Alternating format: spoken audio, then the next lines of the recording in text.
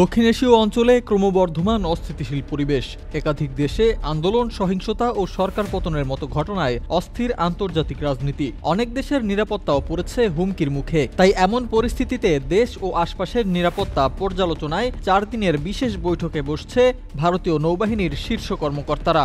জানা গেছে, এ বৈঠকে গুরুত্ব পাবে বাংলাদেশের সরকার ব্যবস্থার পরিবর্তনের বিষয়টিও। রোববার ভারতীয় সংবাদ মাধ্যম এনডিটিভির এক প্রতিবেদনে এ তথ্য জানানো হয়েছে। প্রতিবেদনে বলা হয়, বৈঠকে বাংলাদেশের শাসন ব্যবস্থার পরিবর্তনের বিষয়টি আলোচনায় আসবে বলে আশা করা হচ্ছে। এছাড়াও আরেকটি প্রধান উদ্বেগের বিষয় হচ্ছে চীনের ক্রমবর্ধমান তৎপরতা এবং পাকিস্তানকে সামরিক সহায়তা প্রদান। প্রতিরক্ষা কর্মকর্তাদের বরাতে বার্তা সংস্থা এএনআই জানিয়েছে, আগামীকাল থেকে শুরু হয়ে দিল্লির নতুন নৌ সদর দপ্তরে 4 দিনের এ বৈঠকটি অনুষ্ঠিত হবে। চলতি বছরের এপ্রিলে অ্যাডমিরাল দীনেশকে ত্রিপাঠী নৌবাহিনীর প্রধান হিসেবে দায়িত্ব নেয়ার পর এটি হবে তার প্রথম সম্মেলন।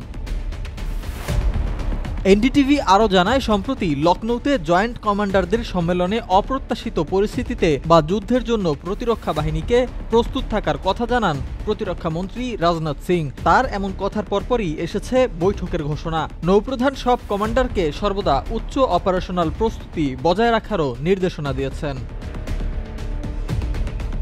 সিফাত মাহমুদ, দ্য মেট্রো টিভি।